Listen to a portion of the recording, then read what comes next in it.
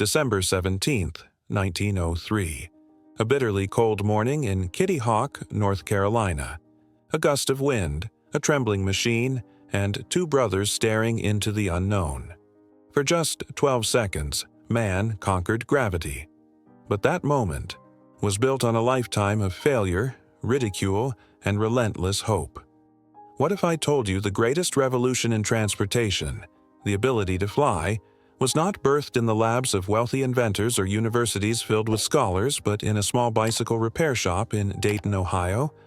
Two brothers, Wilbur and Orville Wright, had no college degrees, no government funding, and no scientific recognition. They were ridiculed, dismissed, even mocked by the press. But in a world where the skies were untouchable, they dared to believe. Man could fly. This is not just a story of invention. It's a story of obsession, heartbreak, brotherhood, and belief.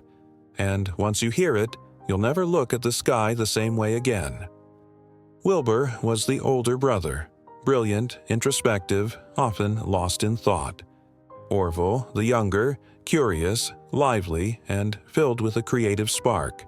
They were born in the late 1800s in Dayton, Ohio, to a modest household. Their father, a bishop in the Church of the United Brethren, filled their home with books, values, and discipline. Their mother, Susan, had a sharp mechanical mind, often crafting toys and gadgets herself, traits both boys inherited. When Wilbur was 18, tragedy struck. A hockey accident smashed his face and knocked out his front teeth. But it wasn't the physical pain that changed him. It was what followed. A deep depression that lasted years. He withdrew from the world, canceling his college plans and hiding in books. Orville, meanwhile, built a printing press from scratch and started a small newspaper. The brothers soon collaborated and then pivoted into bicycles as the cycling craze swept America. They opened Wright Cycle Company, where they sold, repaired, and designed bikes. They weren't just earning a living. They were learning gears, balance, structure, and mechanics. Little did they know, these skills would one day change the world. In 1896, the death of German glider enthusiast Otto Lilienthal sparked something in Wilbur. He read every word the man had written on human flight. Unlike others, Wilbur didn't scoff at the idea. He studied, hypothesized, and believed. By 1899, the brothers wrote to the Smithsonian, requesting papers on flight. They weren't trying to build a machine, they were trying to understand it. And they realized one crucial thing that others had ignored. The secret to flight wasn't just power, it was control. They designed their first glider in 1900 and took it to the windy sands of Kitty Hawk, North Carolina. Why Kitty Hawk? Because it was remote, had steady winds, and gave them the freedom to fail without judgment. And fail they did. Crashes, broken gliders, injuries, and even mockery followed. Locals laughed. Reporters ignored them. Scientists refused to respond. The world saw fools. They saw flight. But here's the real emotional core. They never let ego, fear, or defeat get in their way. The brothers leaned on each other.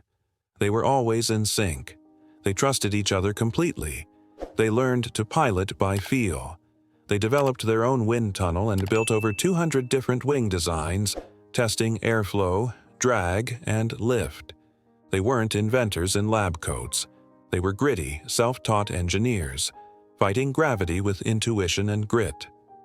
December 17, 1903. After 4 years of trial and error, the brothers had crafted the Flyer, a 605-pound, 40-foot wingspan biplane powered by a custom-built engine.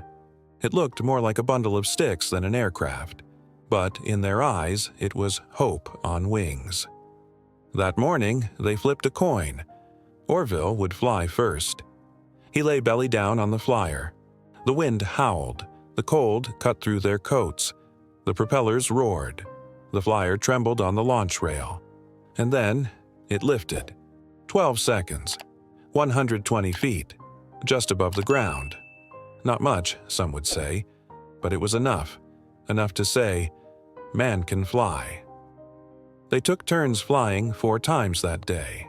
The final flight, piloted by Wilbur, lasted 59 seconds and covered 852 feet. It was historic, yet hardly anyone noticed. No major newspapers reported it. The government didn't believe it. Even their hometown remained unaware. But they didn't seek applause. They sought the truth of the sky. While Europe hailed their own inventors, the Wrights kept working in obscurity. But as whispers of their flying machine grew, skeptics turned into believers. By 1908, they were invited to demonstrate the Wright Flyer in public. Crowds gathered, reporters watched, engineers scrutinized, and the Wrights soared, literally and metaphorically. They signed deals with the U.S. Army and international companies. They toured Europe and were treated like royalty. From kings to presidents, all wanted to meet the men who had conquered the skies. But they never changed. Wilbur remained humble, precise, focused. Orville stayed passionate, curious, inventive. Then tragedy knocked again. In 1912, Wilbur contracted typhoid fever and passed away at just 45. Orville was devastated. He had lost his partner, his co-pilot, his brother. He continued to improve aircraft, fight for patent rights, and speak on aviation. But something inside him had changed. The dream had lost a wing. He eventually sold their company and lived a quieter life, occasionally offering guidance to younger engineers. Look up today. Every plane that roars through the clouds, every satellite launched, every child who dreams of touching the stars, owes a debt to the Wright brothers. Their success was not just mechanical, it was spiritual. It was about believing in the impossible, trusting each other and daring to dream beyond what eyes could see. They didn't have degrees.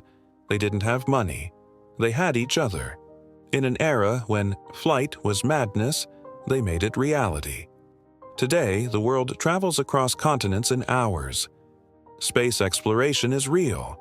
Drone deliveries are the norm. But none of it would exist if 2 bicycle mechanics hadn't stared at birds and thought, why not us? If you're watching this and thinking you're too old to start, remember this.